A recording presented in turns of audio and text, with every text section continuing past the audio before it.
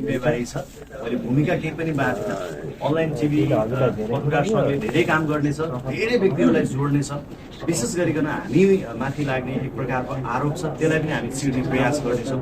आज बिहान एक प्रकारले चाहिँ जस्तो मेयर साहबले पनि हाम्रो एउटा नाम उद्घोष गर्नुभयो, अब हामी तपाईँलाई समेट्छौँ भनिरहँदा यसरी सरकारले पनि हाम्रो बारेमा चाहिँ सोच्न थालेको छ, हामी पनि केही गर्न सक्छौँ भन्ने एक प्रकारको आँट आउँदो रहेछ। र पक्कै पनि हामी यो क्षेत्रका र हाम्रो यो लुम्बिनी प्रदेशभित्रका विभिन्न जिल्लाका साथीहरूलाई जोड्न एकदमै प्रयास गर्नेछौँ र उहाँहरूको हितका लागि हामी जति हामीले चाहिँ गर्नुपर्ने हाम्रो दायित्व छ त्यो हामी एकदमै त्यसलाई चाहिँ भनौँ न एउटा कटिबद्ध भएर हामी अगाडि बढ्नेछौँ र नाम राम्रो राख्न प्रयास गर्नेछु।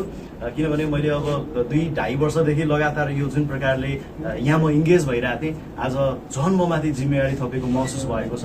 धेरै साथीहरूलाई जोड्नु छ, धेरै साथीहरू आउनु भएको छैन, फोनमा कम्युनिकेसन भइरहेछ, उहाँहरूलाई जोड्नको लागि पनि हामी प्रयासरत हुनेछौँ। फेरि पनि हामी विशेष चाहिँ यो खालको कार्यक्रम गरौँला।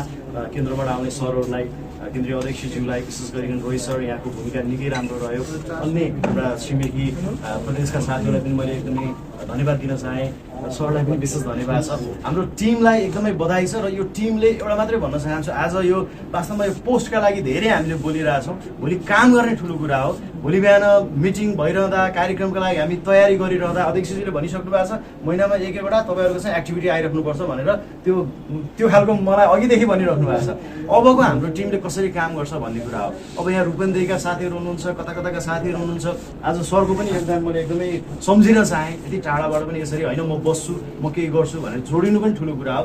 त्यो हिसाबले चाहिँ भोलि हाम्रो टिमलाई मजबुत बनाउनको लागि र हाम्रो एक अर्काले जुन हामी एउटा कार्यक्रमहरूको अभियान चलाउँछौँ त्यहाँनिर चाहिँ हाम्रो यो टिमले चाहिँ अलिक स्ट्रङ भएर लाग्नेछ, समय दिनेछ, साथ दिनेछ भन्ने म यो अपेक्षा गर्छु र सबैलाई त्यही अनुसार अगाडि बढिदिन आग्रह पनि गर्छु।